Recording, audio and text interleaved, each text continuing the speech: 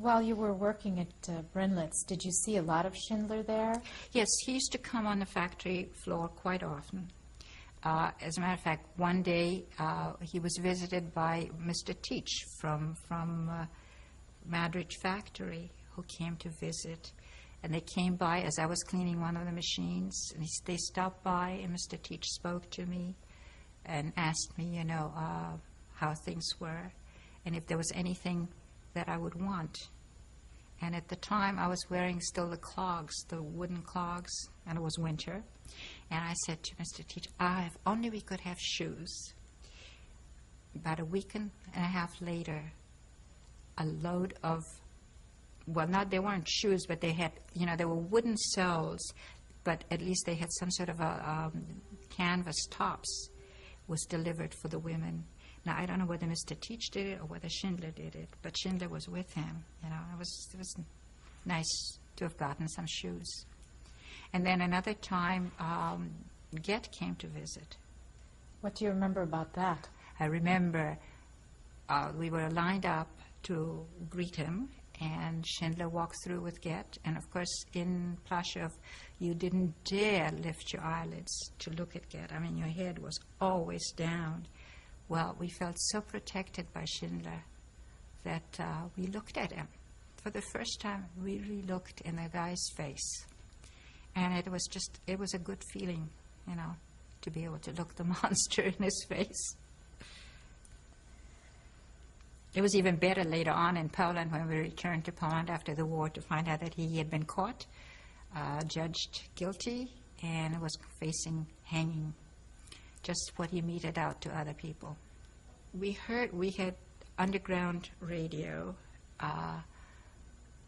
that we listened to, so we knew that the war was over on the 7th of May. And of course Schindler left with some other people who escorted him out. Even though we were under the protection of Schindler, there was a commandant that was in charge of the camp, of the labor camp. I mean, Schindler only used the labor force in his factory. The commandant was supposedly in charge of the prisoners. Supposedly there were 2 huge graves dug already for us. Now, I don't know whether that is true or not. That's what I heard. We also heard that Schindler got the guards drunk in some way and sent them off on a train away. One guard, and he gave the Jewish policemen guns to protect us while he went away. And so for 2 days, we had protection from Jewish prisoners holding rifles against any marauders that might be on the outside.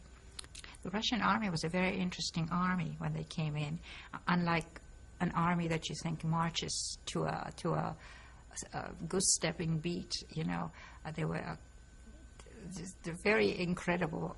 There were women and young boys and older men. It was just they weren't in ranks of any sort. They just came, with one of them on a horse to start with, to tell us that we were free and to tell us to leave the camp. Well, we were afraid. We did not know how to walk outside of the camp without walking in fives. So, by walking and by hiking and by hitchhiking and doing all of those things, we finally got back to Krakow.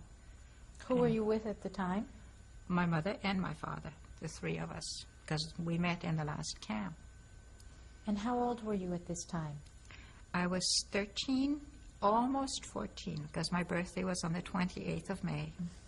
On the 28th of May was my birthday, and the only thing I wanted was to go to a movie.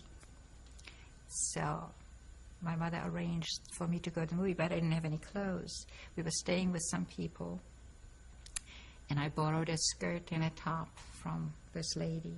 But the skirt, I had to wind like 3 times around me. I had weighed 65 pounds, and I was as tall as I am now. So I was pretty skinny. 35 kilos, 70 pounds. But shock of shocks, I saw myself for the first time in a full-length mirror. I couldn't believe what I saw, I mean, my hair had just started growing out, and I was skinny as anything, and looked awful, like a skeleton practically. So that's how I remember my birthday.